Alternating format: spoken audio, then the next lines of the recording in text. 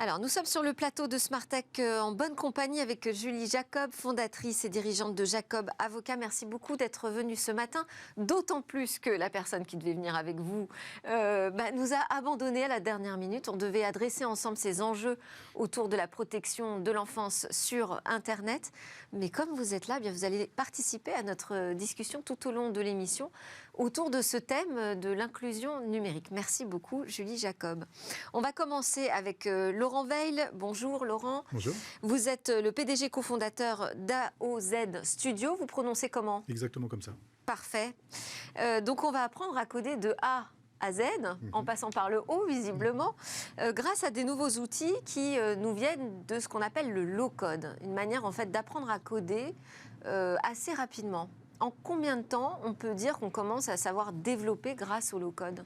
Écoutez, là très récemment, on est parti dans le Nord, à Outreau, à Arras, et on a formé des gardiens d'immeubles de HLM en une journée pour que dès le lendemain, ils apprennent aux enfants, aux jeunes des quartiers à commencer à maîtriser l'informatique. Donc c'est pour vous dire... C'est-à-dire que non seulement eux ont appris les bases du code, mais en plus ils sont capables de les transmettre. Voilà, là c'était une expérience extraordinaire, je veux dire, parce que c'est l'Office des HLM du Pas-de-Calais qui a démarré ça, en se disant, pour recréer du lien dans des zones qui sont quand même très défavorisées, il y a des taux de chômage qui montent jusqu'à 60%, on va proposer aux gardiens d'immeubles de participer à la vie et à former les jeunes à l'informatique, sauf qu'ils connaissaient absolument rien. Il y a même eu une des gardiennes qui n'avait pas d'ordinateur. Donc pendant une grosse journée, on a commencé à les former, et puis le deuxième jour, on a ensemble formé des tas de jeunes. C'était une expérience géniale. On a pleuré en arrivant, on a pleuré en partant. On est vraiment dans le sujet de l'inclusion numérique parce que ce sont des formations gratuites que vous proposez. AOZ Studio, c'est une société à mission, donc a développé un outil qui est totalement révolutionnaire et vraiment génial, qui permet d'apprendre et de coder très simplement.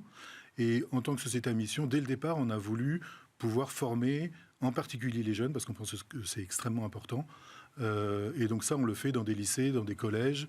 On a offert l'outil à l'Éducation nationale qui commence à le déployer assez massivement. Alors avant de rentrer précisément dans l'outil, vous nous dites, là on va apprendre l'informatique très facilement. Est-ce qu'avec le low-code, on peut encore parler d'informatique ? Est-ce que c'est vraiment de l'apprentissage de l'informatique ?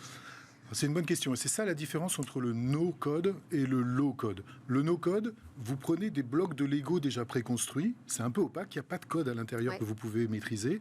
Et vous les assemblez. Alors c'est très pratique pour développer rapidement.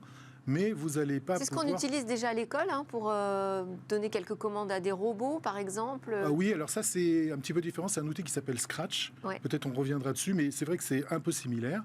Mais donc ça, c'est le no-code. Donc là, effectivement, vous ne programmez pas. Le low-code, c'est bien un langage informatique, sauf que à la place d'être un langage qui a été développé par les programmeurs pour les programmeurs, comme aujourd'hui Python, JavaScript, C, là, on a développé un langage qui est facile pour l'homme. Mais vous programmez bien dans un langage, donc il y a bien toute la réflexion de la création de l'algorithmie, de la création même du code. Et qu'est-ce qu'on peut en faire ? Une fois qu'on sort de cette formation, on est capable de proposer quoi sur le marché du travail ou nous-mêmes dans nos usages du numérique ?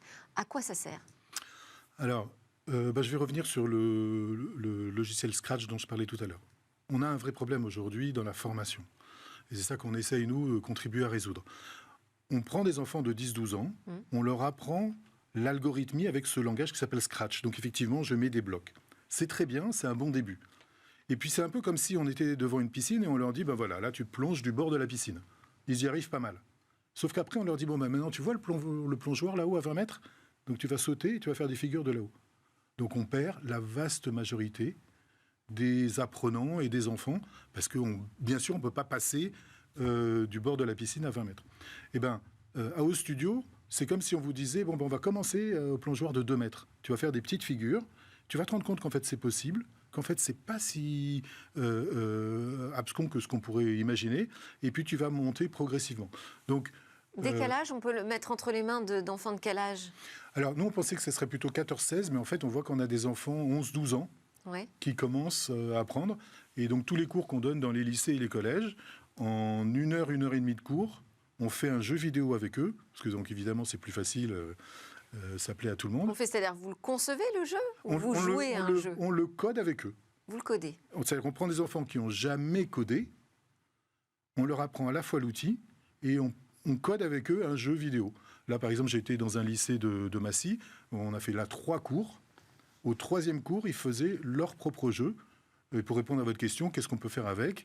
Donc des jeux, des applications, des sites web, tout ce qu'un langage professionnel permet de faire, sauf que c'est plus facile. Alors, c'est une solution donc, qui aujourd'hui est expérimentée dans plusieurs départements à l'école. Vous avez réussi à convaincre l'éducation nationale de tester l'outil. Mais ça fait déjà 3 ans en fait que vous bêta-testez le produit.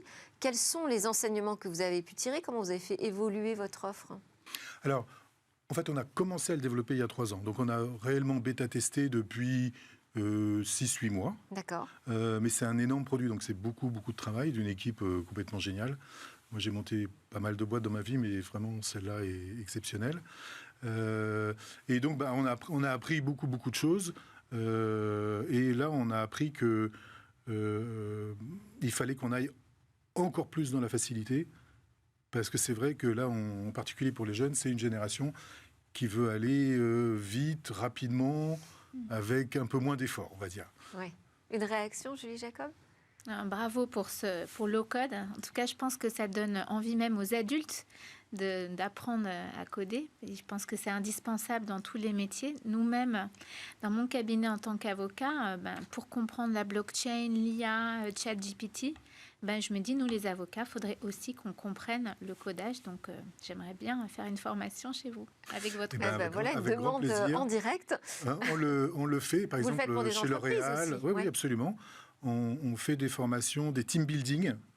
Voilà, plutôt que d'aller faire peut-être du golf, on prend des gens qui n'ont pas codé et on leur dit, voyez, en fait, c'est pas compliqué. Ça permet de démystifier, de donner, je disais dans le sommaire, le pouvoir de cette puissance numérique entre les mains du plus grand nombre. Est-ce que vous pensez qu'à terme, on saura tous coder grâce à ces nouvelles solutions low-code? En tous les cas, à terme, on pourra tous coder et s'ajoute à ça la nouvelle composante qui est l'intelligence artificielle, donc on parlera probablement, qui révolutionne beaucoup de métiers. On pensait que ça allait bouleverser l'école bleue, mais en fait c'est l'école blanche que ça bouleverse. Je veux dire, les programmeurs, les journalistes, les avocats, les comptables, les juges, c'est tous ces métiers-là qui vont être incroyablement impactés. Et donc, moi je dis qu'il ne faut pas forcément savoir programmer, mais à minima, il faut faire les efforts pour essayer de comprendre comment ça marche. À défaut, on risque d'être vraiment, de devenir dans une sorte d'esclavage vis-à-vis du numérique. C'est un peu ce que vous expliquez dans votre ouvrage qui est sorti à la fin de l'année dernière, Numéricus.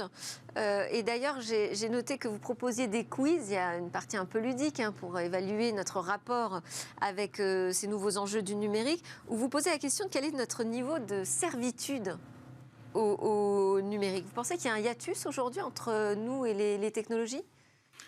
C'est-à-dire qu'on devient de plus en plus dépendant. On se rend compte de moins en moins. Moi, en fait, quand j'ai décidé d'écrire ce livre, c'est que je me suis rendu compte que on allait atteindre le niveau de singularité que j'appellerais la singularité créative. Le mot singularité, ça a été inventé par un professeur du MIT qui s'appelle Kurzweil. Ray Kurzweil, voilà. Tout à fait. Et c'est ce moment, pour simplifier, où l'intelligence inorganique va devenir supérieure à l'intelligence humaine. Et donc, en d'autres termes, que les inventions, la créativité, le progrès va plus devenir dépendant des IA que des humains. Et je me suis rendu compte que, il y a donc 2 ans maintenant, qu'aujourd'hui, en gros, en 2023-2024, les IA allaient générer plus de contenu que l'ensemble de l'humanité. Or, c'est ces contenus-là qui alimentent les bases de données qui créent l'IA. Donc déjà, l'intelligence artificielle crée plus de contenu dont elle s'auto-alimente que l'ensemble de l'humanité. On va continuer de parler de tous ces sujets ensemble. D'abord, je propose de redécouvrir ce talk que nous avions sur les politiques numériques d'inclusion.